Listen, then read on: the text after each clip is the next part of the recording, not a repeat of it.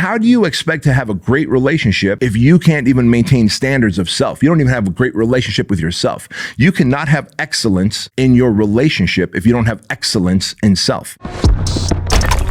Welcome to the Bedros Keuilian Show.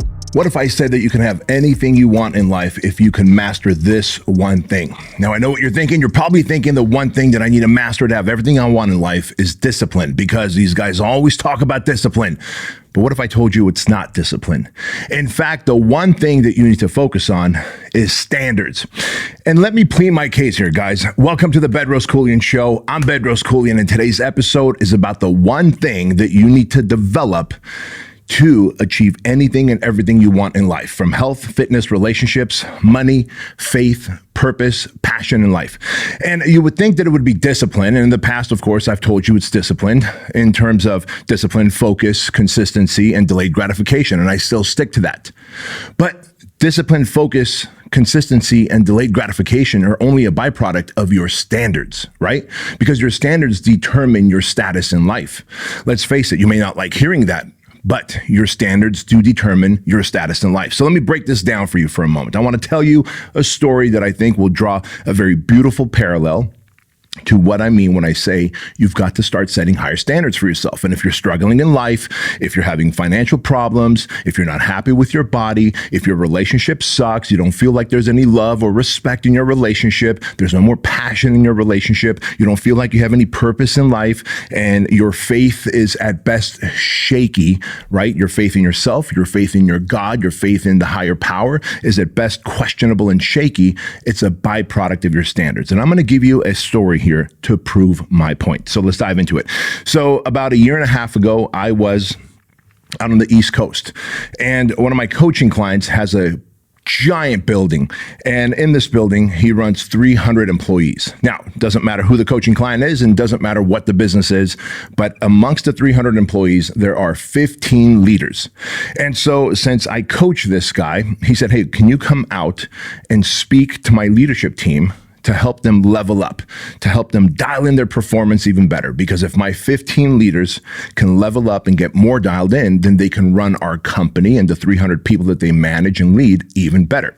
He makes a very good point. And so there we are in his building on the 30th floor. There's 15 leaders, myself, and the two principals, my coaching clients, who own the building and the business. Now, there aren't the 300 employees because it's a Saturday, and we're going to work from 9 a.m. to about 4 p.m. with these 15 leaders to help spin them up and get them dialed in. Now, here's what happens next. After I teach from 9 a.m. to about 11, I like to give people a break. They can get some water, they can get a snack, they can go out and get a little fresh air, just to refresh their brains so that the work that we're doing soaks in. Well, here's what happens next.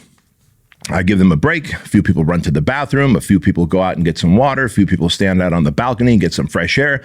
About 15 minutes in, and I realize I need to use the pisser as well. So I walk into the restroom, and it's 3 stalls and 2 urinals on this particular floor. Remember, this is the leadership floor. And it's 3 stalls and 2 urinals. I'm in the men's restroom. Now, the 2 urinals were being used, and so I walked into one of the stalls. And when I walked into one of the stalls, it looked like a disaster. There was piss literally all over the toilet seat. There was piss on the floor, and it looked like someone literally closed their eyes, whipped out their shalong, and just haphazardly pissed everywhere. They may have gotten a drop or two in the actual toilet. Most of it landed on the seat and on the floor. Now, keep in mind, this is the leadership team of a $1 billion company that I'm working with. And so I decided that, well, what am I going to do? My particular standards are very high. The standards in this building and our headquarters is very high. Heads would roll if I walked into any restroom at Fit Body Bootcamp headquarters here, and there was piss on the floor, piss on the seats, right? And because my standards are high, I did what my standards dictate. I got a whole bunch of toilet paper, balled it up, and cleaned off the toilet seat, and wiped down the floor, and then flushed it down the toilet, took my piss, and went back to the meeting after washing my hands. And so the meeting kicked back off at around 11:20, and I'm going through this PowerPoint that I've got set up for them. But inside I'm brewing, man. I'm brewing. I could feel the anger just building up inside me. And finally, I'm like, hey guys, here you guys are. When I asked you what the core values are in your company, all of you leaders rattled them off. And they said they're driven, they have high expectations, they have attention to detail, and they have greatness in everything they do. Those are the four cultural core values that this company has, right? And if you run a company or you work in a big company, you know that companies will typically have core values. And the whole idea of core values is this is what you should reek of. If you have core values, they shouldn't be aspirational, meaning something that you aspire to be. They should be something that you are, something that you reek of, something that you consistent of, right? That you are consistently doing and that you consist of. If not, it is just aspirational. And what's the point of an aspirational core values? That doesn't mean that you're able to deliver those. So as they go through their core values with me, now I'm really boiling over because I realize someone in this room was in that stall and they pissed all over the toilet seat and the floor and they had no desire to clean up after themselves. They came back to the meeting. So I stopped the meeting right then and there and I said, hey, listen, there's 15 leaders here and 2 principals and myself. Of the 15 leaders, 5 of you are women. So I know the 5 of you are free from what I'm about to say.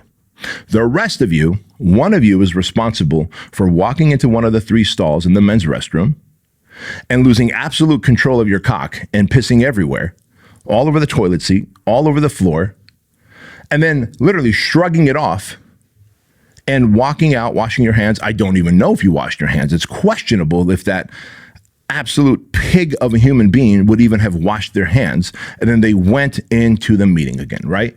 I go, so how can you say that your core values are something that you're aligned with, that you're driven, that you have high expectations of yourselves, that you have attention to detail, and you guys have greatness in everything you do? The reality is you don't. And the reality is that some of you have probably seen that happen before and you just shrug it off and you don't go finding who it is and give them a piece of your mind. Set them straight, help them raise their standards, right? And so I said, if this is the standard that you guys are leading the 300 people in, this could be a $2 million or $2 billion or $3 billion company instead of just a $1 billion company. However, the standards are obviously too low and you guys are fresh out of shits where standards are concerned. And this is the story that I really want to impress on you, is because in life, most of us have been told that we can just be okay if we're average and we accept mediocrity, just the lowest standard of expectations for ourselves. I see this happen whenever I work out in a big box gym that's not my gym. Whenever I work out in a big box gym somewhere, I see it all the time. You'll see sweat stains on the bench. Someone worked out, fucking dribbled all their nasty oatmeal all over the workout bench and then walked off. And then someone may have left 5, 6, 7 plates per side on the leg press, or on the bench press. They leave a 45 and a few 10-pound plates because they're too much of a pussy to re-rack their weight, right? And you see it in parking lots all the time in grocery stores where people will take their shopping cart, empty it, and then they'll leave that shopping cart right there in the parking stall instead of returning it back to the shopping cart corral. What do you think all that is? These are all low standards. Every single one of those people, the shopping cart person, the person that leaves the weights on the bar, the person that leaves the sweat stain on the a puddle of sweat on the bench, the person who sits and pisses all over that toilet seat, every single one of those people have low standards. And those standards, they're not just isolated to their own personal life. Those standards then bleed into their relationship. Those standards bleed into their finances. Those standards bleed into their mental and emotional capacity. Those standards bleed into their cleanliness, their relationship, right? All of it. The amount of money you make and the debt that you're in. I bet those same people, I can look inside their car and you know who you are, you sick, filthy animals. You have Starbucks cups from a week ago. You have burger wrappers and hot dog trays from 3 days ago. You've got a corn dog sitting in between the back seats that's rotting and you know it's there, that you can smell it, but your lazy ass is just too fucking lazy to actually go and remove that, right? You've got all this gunk in your car. You've got dents on your car. You're not getting the dents fixed. You're not keeping your car clean. And then when if I were to look inside your house, your bedroom, it's the same thing. It's a mess. If I can then crack open your head, it's the same thing. It's a mess. If I look at your finances, the same thing. It's a mess. If I look at your relationship, the same thing. It's a mess. Disorganized, disarray, and an absolute mess. These are the standards you're living by, friends. And the reason I say this is because when I worked at Broadway Bagel Balboa Island. There's this beautiful little island right off the coast of Newport Beach here in Southern California. And in high school, I worked at the little bagel shop that was right there on Balboa Island. Now, Balboa Island has probably the most expensive real estate in all of California. Currently, you'll find the average home is about $11 million. And then the bigger mansions are $25 to $45 million, right? And I shared this with you because when I worked on Balboa Island, but I lived in Anaheim, I was exposed to two very different standards of humans. The people that I lived around in Anaheim let the grass grow out. They never edged anything. Their cars were leaking oil on the driveway. And that was the standard that they accepted for themselves. Then the people who lived on Balboa Island, when I would park my car and I would walk around the island, I would see that these homes were clean and immaculate. The grass was always kept. The driveways were always clean. And then when these people came in to order their bagels in the morning when I worked there, their conversations were different. They just had a very different standard in terms of their cleanliness, in terms of their environment, in terms of their relationship, how they related to each other, like the husbands and wives, the boyfriends and the girlfriends, how the dads and the moms related to those kids, how they were respectful in the way they communicated, how they were thoughtful in choosing the words that they use. And I realized these motherfuckers have different standards for their money, for their relationships, for their mindset, for their faith, for their cleanliness, for their environment, for everything. And then when I would drive home to Anaheim, I saw that the standards were lower. And what I realized is there's many factors that determine standards. Like this, the people in your circle of influence, the people around you determine your standards. If the person to your left and to your right is unkept and unclean, soon you will become unkept and unclean. You know that, right? That's why we hear this all the time. You are the byproduct of the 5 people that you hang out with the most. And that is because if they have high standards, your standards will organically increase. But if they're broke, if they're poor, if they're always gossiping, if they're unkept and unclean, disorganized and broke, your standards will eventually drop to a poor level.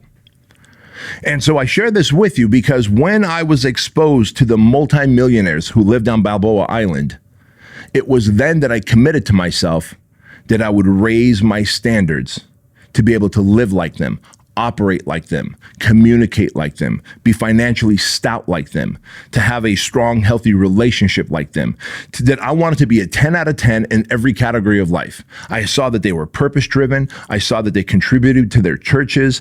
They gave back to charity. They were always happy. They never gossiped about shit. They never talked about their sports team that they're rooting for because they had bigger plans, dreams, hopes, aspirations. They were the sports team that they were rooting for. Yet there you are with your lower standards, with another man's name on your back, with another number on your chest, as though you own that team.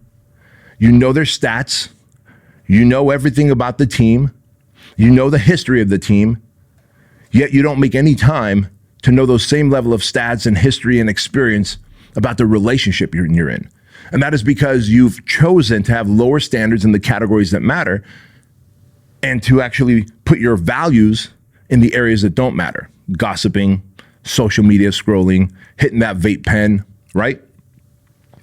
Alcohol, pornography, all of these things that are distractions that cause you to escape your reality is where you have put your values in. And as a byproduct of that, your standards have decreased. Now, standards come, by the way, in 3 different sizes. I should tell you this. And what most people don't understand is where we all start off, for the most part, are poor standards. And that is because the people around you set your standards. They set your expectations for yourself. So it starts off as poor. Most people have poor standards. And if they really push hard enough and they read books and they watch the right people on social media and they listen to podcasts, they slowly start to increase their standard to the next level, which is a standard of good, right? But guess what? If you are good at doing anything, your results are still poor. Because good is not enough today. Good is simply not enough today. There was a time, as Tony Robbins once said, there was a time where people would stay in a poor relationship because they valued the relationship itself. Today, no one wants to stay in a poor relationship. No one wants to stay in a good relationship. The bar has been set to excellence, right? And those are the three levels: poor, good, and excellent. And if you are not shooting for excellent, you're hovering somewhere in the standard of poor or good, you're literally missing out on life. Hey guys, quick interruption to the Bedros Keuilian Show. I took some time to go to the local juice stores here in town, and I bought all these different ginger, turmeric, and wellness shots. Now, they range anywhere from $3.69 all the way to $4.05. And to be honest with you, they all suck. Why? Because they do not have anywhere near the wonderful ingredients of the Keuilian Wellness Shot. First of all, to build your immune system and keep your immune system strong, Keuilian Wellness Shot is packed with vitamin C, vitamin D, and zinc.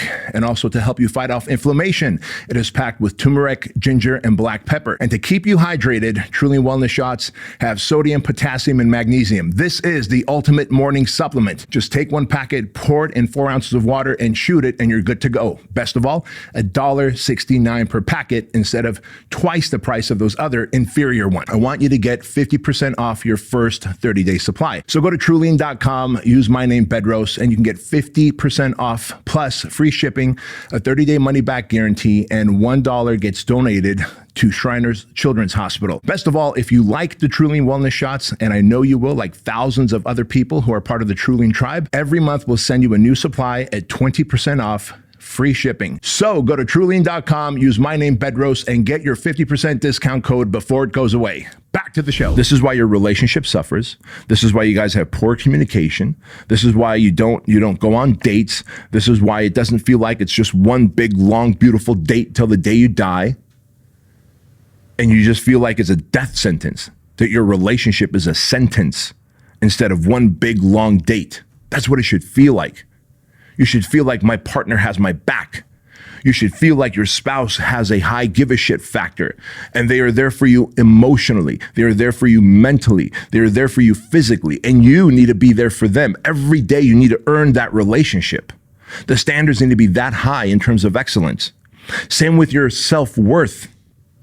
Because if you are letting your body degenerate, if you've got floppy tits and a dad bod with like stretch marks around your belly button, how attractive are you to anyone?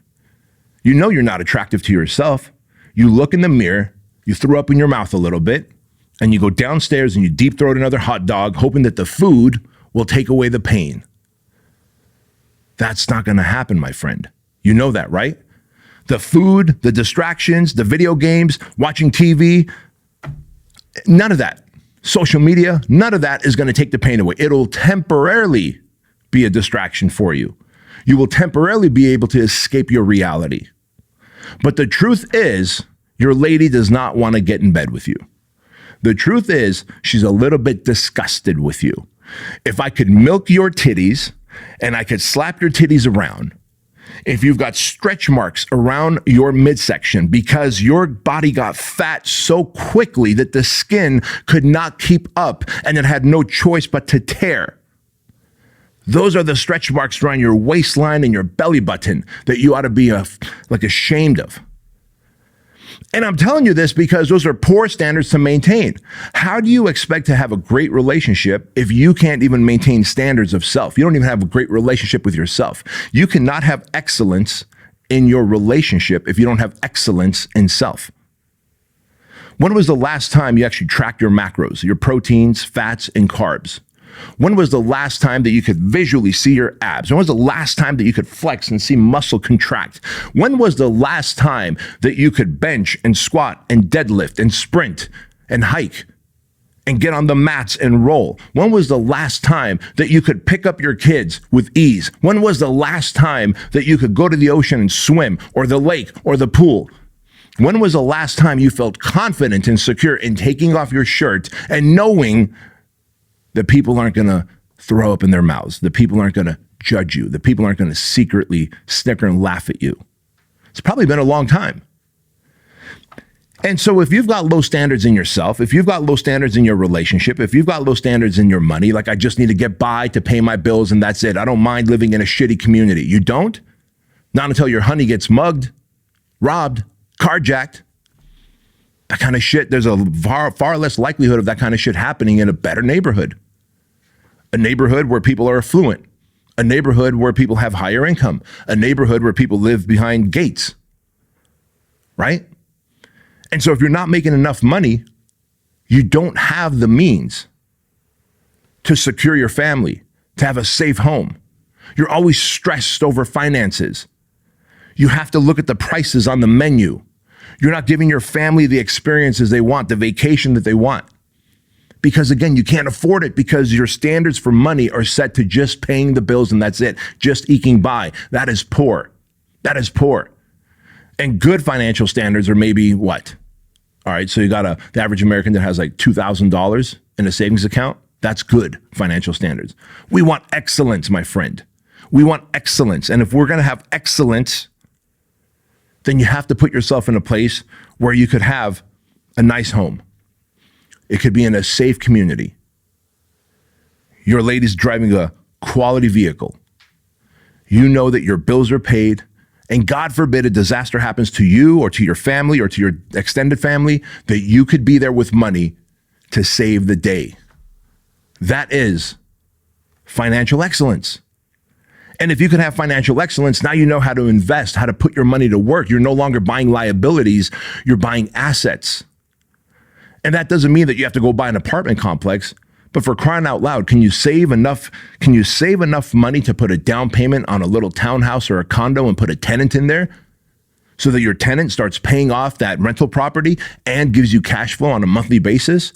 So that as the value of that home appreciates down the line, you might have 3, 4, 5 of them as you refinance that home, take money out and use that money for down payments for other homes. Who knows, one day you might have a 20 or 200 unit apartment complex. That is financial excellence. But financial poverty, poor, when standards are so low, you're like, man, as long as I'm paying my bills, I could sit here in my car or on the toilet and scroll social media, play video games, gamble on this app. Stop that shit, man. Stop that shit. So what I learned there at Balboa Island was the affluent live better lives. The affluent have higher standards. The affluent invest in assets. And the affluent have intelligent conversations. That is not a byproduct of their genetics. That is not a byproduct of anything else other than they have actively chosen to raise their standards from poor to good to excellent. In the categories that matter, in yourself, as in your health, your fitness, your mental and emotional being, right? Your relationships, your money, your faith in yourself and your higher power, and of course, in your cleanliness, your standards of your surroundings. Because if your surrounding area, car, home, workspace is a clutter, is a mess, garbage in, garbage out. You know that. Garbage in, garbage out. And so if there's anything better than discipline, it is standards. When you set those standards high and you set those expectations of those standards for yourself and the people around you high, and you make all the hiring and firing decisions of the people around you in your life and in your business based on standards, then you become the catalyst to raise the bar, raise the standards, raise the expectations for everyone around you. Now everyone looks at you with respect. Everyone looks at you as a leader and no longer as a liability. Friends, I hope you got value out of this episode of the Bedros Keuilian Show. If you did, remember to leave a positive comment, subscribe to this episode on YouTube, and of course, above all, remember this, that average is the enemy, that success is your responsibility, and change can take place in an instant if you are willing to flip the switch. I'll see you next time.